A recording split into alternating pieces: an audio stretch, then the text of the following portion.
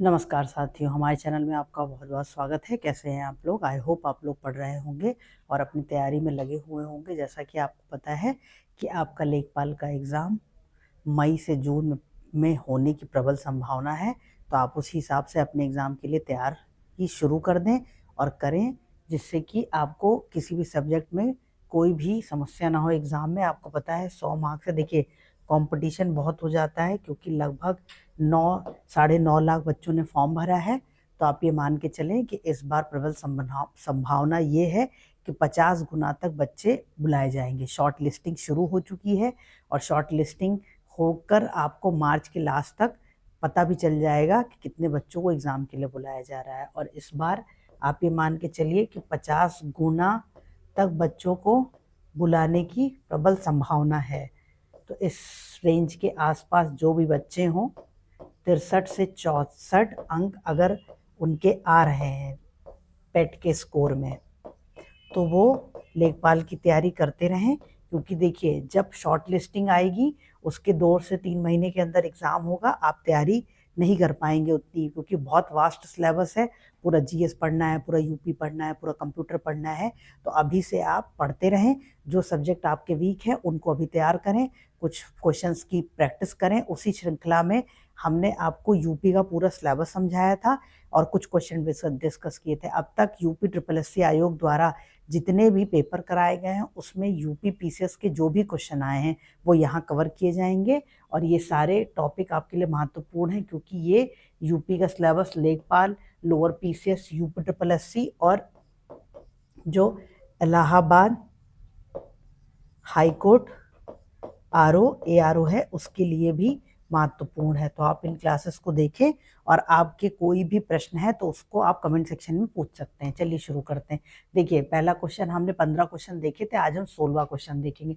उत्तर प्रदेश के बिजनौर जिले से संबंधित स्वतंत्रता संग्राम के महानायक प्रमुख निम्नलिखित में से कौन थे? तो ये आपको पता होना चाहिए, ये थे बख्त खान।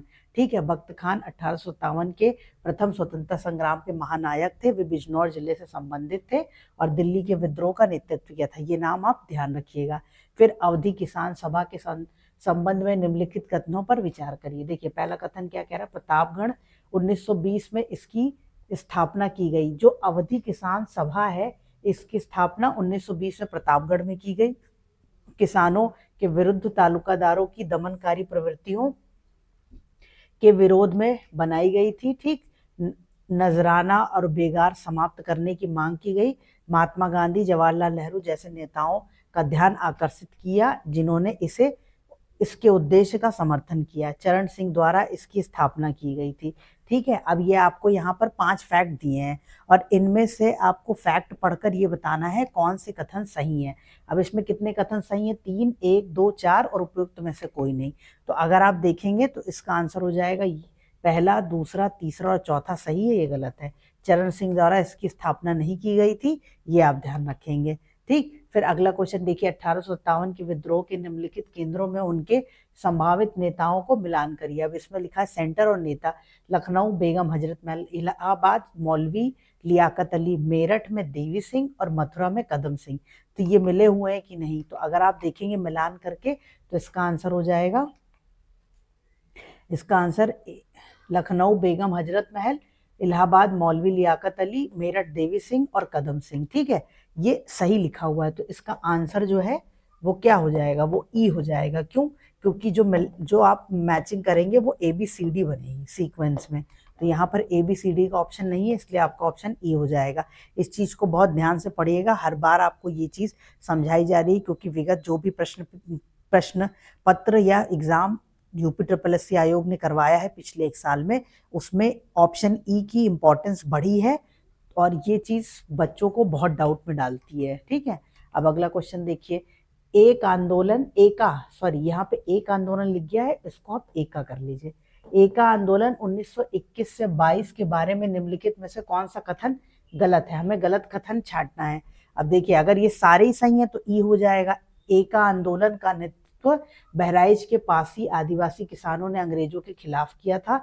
यह आंदोलन मुख्यतः जमींदारी नीतियों के खिलाफ, ब्रिटिश नीतियों के खिलाफ विद्रोह था। इस आंदोलन को प्रारंभ में भारतीय राष्ट्रीय कांग्रेस का समर्थन प्राप्त था। यह आंदोलन पहले लखनऊ में शुरू हुआ, बाद में बाराबंकी, हरदोई, बहराइच और सीतापुर में फैल गया।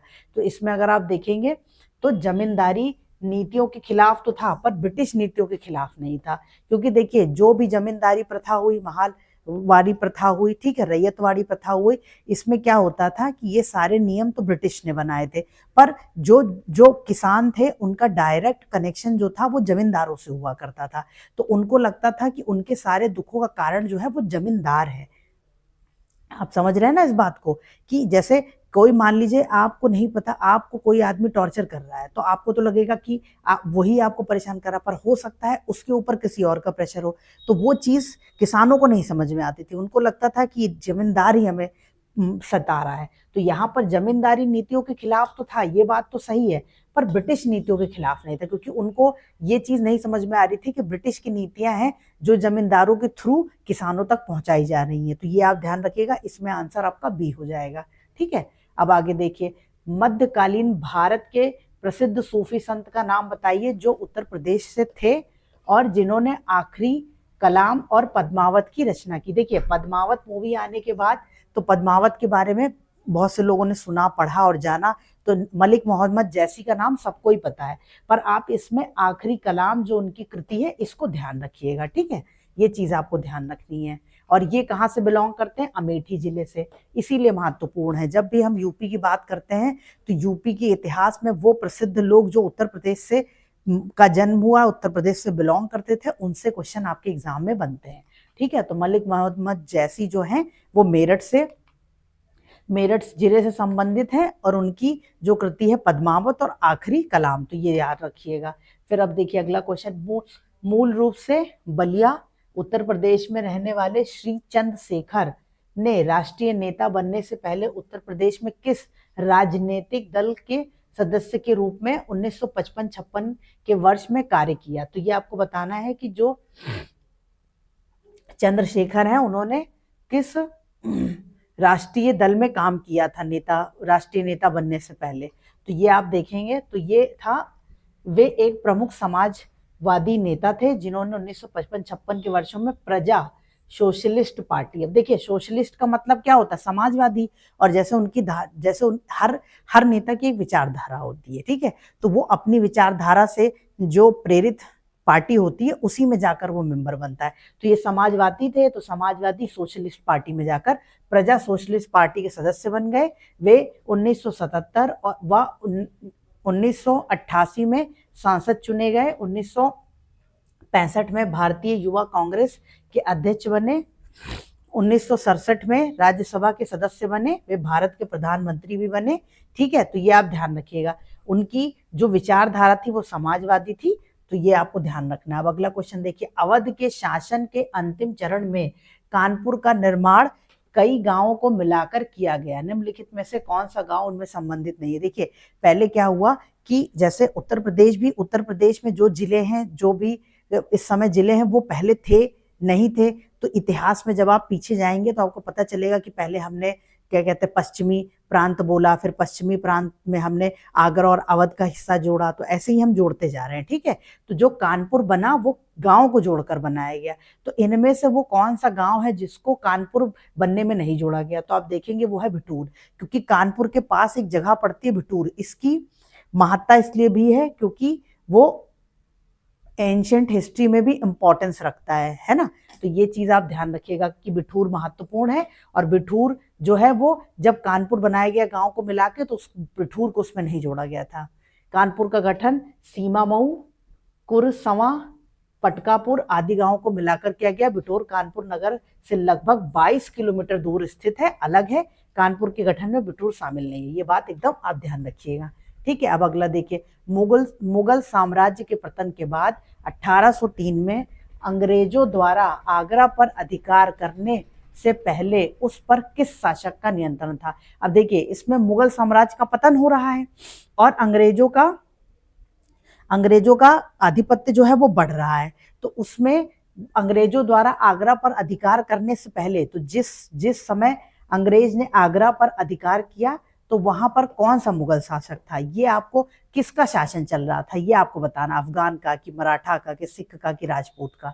तो आप ये देखेंगे कि मराठाओं ने मुगल का पतन के बाद आगरा पर नियंत्रण कर लिया। ठीक है, तो ये चीज आपको ध्यान रखनी है कि मुगल का पतन हुआ तो मराठा जो थे वो आगरा पे अपना नियंत्रण कर लिया। 1803 में अंग्रेजों ने मराठा उससे आगरा का अधिकार ले लिया। 1803 में अंग्रेजों और मराठा के बीच लड़ी गई लड़ाई को अंग्रेज मराठा युद्ध कहा जाता है। तो ये भी आप ध्यान रखिएगा। ठीक है, युद्ध 1803 से 1805 तक चला। अंग्रेजों ने इस युद्ध में मराठाओं को हरा दिया और आगरा पर आधिपत्य कर लिया। देखिए, किसी भी जगह पर अधिकार करने के लिए युद्ध होता है। युद्ध हुआ तो जब मुगल शासन कमजोर होने लगा तो मराठाओं में थोड़ी शक्ति थी, तो उन्होंने क्या किया, उन्होंने आकर आगरा पे आधिपत्य कर लिया, मुगल को हटा दिया और खुद उस पर शासन करने लगे। तो जब अंग्रेजों का आधिपत्य बढ़ने लगा तो उन्होंने जो आगरा था उसको अपने कब्जे में करने के लिए मराठाओं के साथ युद्ध किया, जिसे हम अंग्रेज मराठा युद्ध के नाम से जानते हैं। 1803 की ये बात है। उसके बाद अंग्रेजों ने मराठाओं को हराया और आगरा को अपने अधीन कर लिया। ये आप ध्यान रखिएगा। अब अगला क्वेश्चन देखिए, 1857 के विद्रोह के दौरान निम्नलिखित ऐतिहासिक व्यक्तियों को उनकी संबद्ध भूमिकाओं से मिलाएं। अब आप देखेंगे तो इसमें नाना साहेब, कारू भगत, मौलवी अहमदुल्ला शाह, खान बहादुर खान। देखिए, ये सारी चीजें इसलिए आपके लिए बहुत महत्वपूर्ण है क्योंकि 1857 की क्रांति में उत्तर प्रदेश का बहुत महत्वपूर्ण स्थान रहा है। आप देखिए, झांसी का नाम आता है, ठीक है, रानी लक्ष्मीबाई का नाम आप पढ़ते हैं, जिनका नाम पूरे विश्व में बहुत ही साहसी महिला के रूप में लिया जाता है। फिर आप देखेंगे मेरठ से क्या कहते हैं ये सब शुरू हुआ, वहां से दिल्ली पहुंचे। तो ये सारा प्रोसेस जो हो रहा है वो उत्तर प्रदेश में ही हो रहा है। उत्तर प्रदेश के बहुत सारे जिले, फैजाबाद, कानपुर, लखनऊ, सब जगह पे विद्रोह चल रहे थे। तो इसलिए इससे क्वेश्चन आपके एग्जाम में बनता है। तो उसमें आप देखेंगे तो इसका आंसर देखिए, इसका आंसर क्या है, 1 2 3 4। नाना साहब जो थे वो कानपुर में विद्रोह के नेतृत्व कर रहे थे, कारू भगत रानीपुर में स्वतंत्रता सेनानी, मौलवी अहमदुल्ला फैजाबाद में और खान बहादुर खान बरेली में। तो ये आप ध्यान रखिएगा, इसमें सीधे ही मिलन ABCD, ये 1 2 3 और ये 4। तो अगर आपका मिलान पूछेगा तो A का 1, B का 2, C का 3 और D का 4।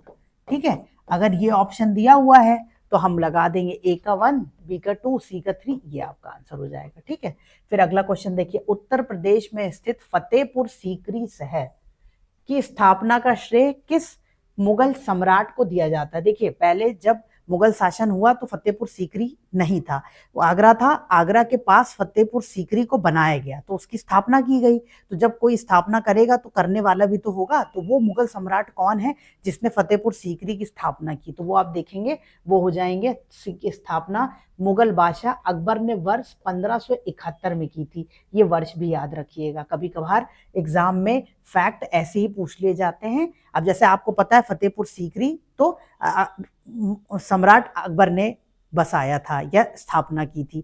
अब कब की थी, फंस गए ना।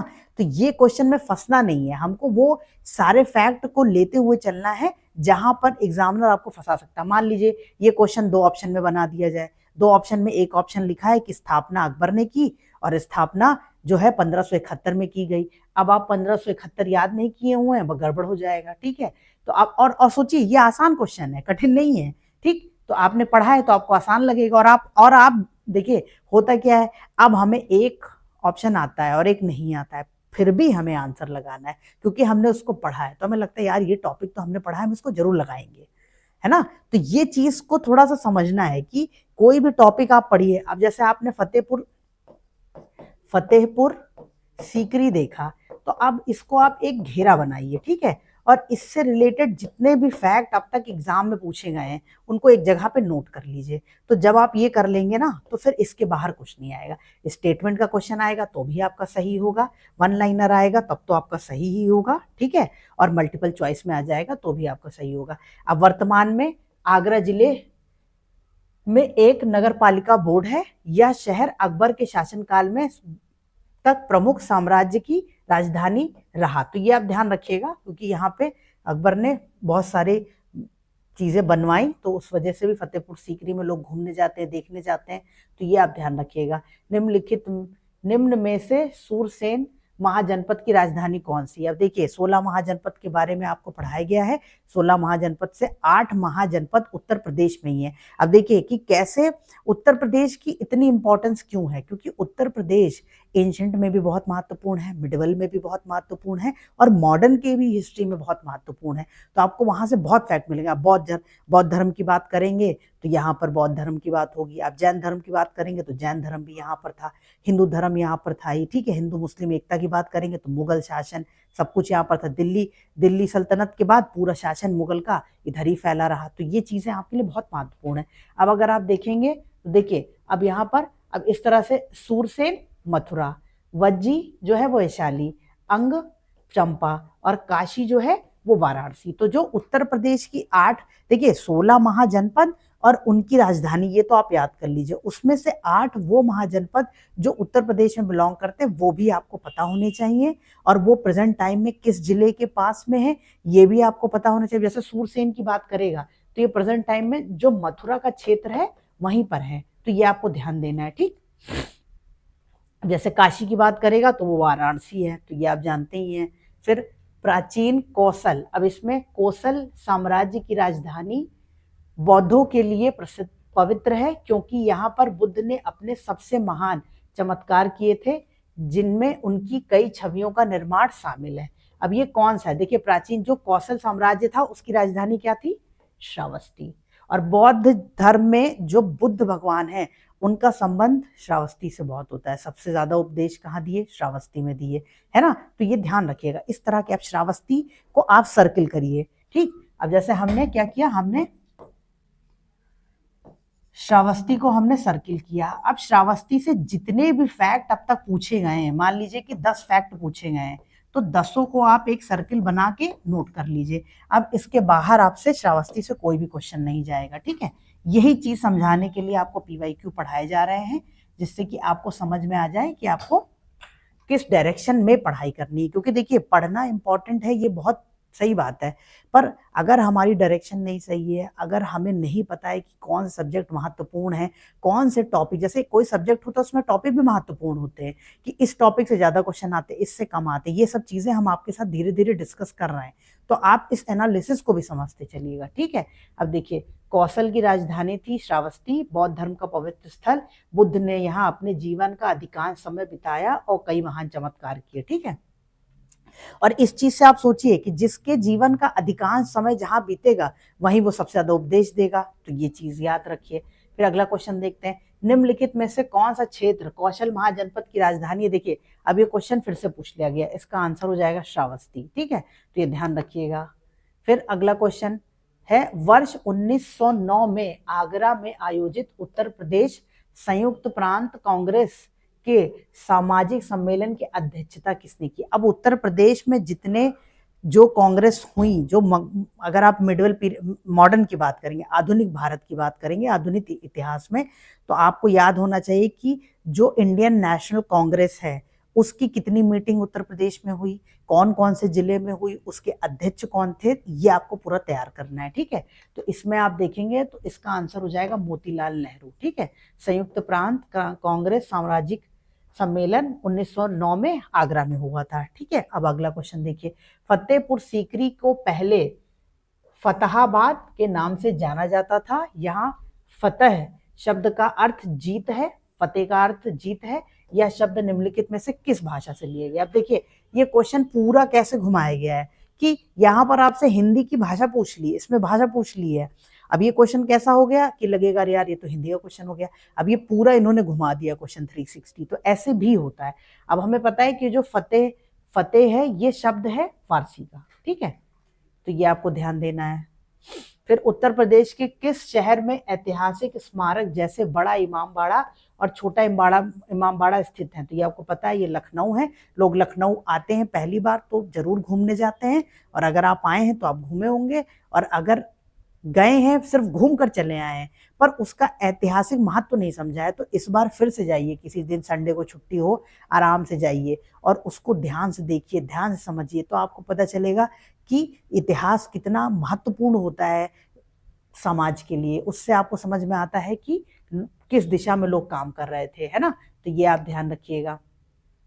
बड़ा इमामबाड़ा का निर्माण नवाब आसिफुद्दौला, और ये क्वेश्चन भी आपके एग्जाम में आता है कि निर्माण किसने कराया, मुगल शैली, किस शैली में बना है, मुगल शैली में बना है। इसमें आकर्षक थी कि परिसर है, इमामबाड़ा परिसर में 2 बड़ी मस्जिदें भी हैं, तो ये ध्यान रखिएगा। फिर अगला क्वेश्चन देखिए, परमहंस योगानंद गिरी जिन्होंने पश्चिमी देशों को योग के नाम से परिचित कराया, ठीक है, का जन्म कहाँ हुआ था? तो आप देखेंगे तो इनका जो जन्म है वो गोरखपुर में हुआ था, ये ध्यान रखिएगा। ये महत्वपूर्ण क्वेश्चन है, इसमें आप एक चीज पढ़ेंगे, उन्होंने पश्चिमी देशों को योग की महत्ता बताई और अपने अनुभवों को, ऑटोबायोग्राफी ऑफ योगी, ये बुक बहुत फेमस है और ये वर्ल्ड फेमस है, इसको हर आदमी जानता है। और अगर कभी भी आपको मौका मिले अपने एग्जाम से इतर कुछ पढ़ने का, तो एक बार ये बुक जरूर पढ़िएगा, इससे आपको बहुत तरह की नॉलेज मिलेगी। तो आपको पता चलेगा, आत्मकथा में प्रस्तुत किया है जो विश्व भर में बहुत प्रसिद्ध है, ठीक। तो आप ये जो ऑटोबायोग्राफी ऑफ योगी है, ये परमहंस योगानंद गिरी की है, ठीक। और इनको मुखलाल घोष के नाम से भी जानते हैं, और इनका जन्म जो है वो गोरखपुर में हुआ था। कब हुआ था? 5 जनवरी 1893 में, ये भी ध्यान रखिएगा, ठीक है। तो आज के क्वेश्चन आपके यहाँ समाप्त होते हैं। इसमें उत्तर प्रदेश की हिस्ट्री, उत्तर प्रदेश से रिलेटेड कुछ फैक्ट पढ़ाए गए हैं, चैप्टर वाइज हम इसको कवर करेंगे। तो आप ये क्लासेस देखते रहिए, कोई भी प्रश्न है तो आप कमेंट सेक्शन में पूछ सकते हैं। मिलते हैं अगली क्लास में, तब तक के लिए आप पढ़ते रहिए। Thank you.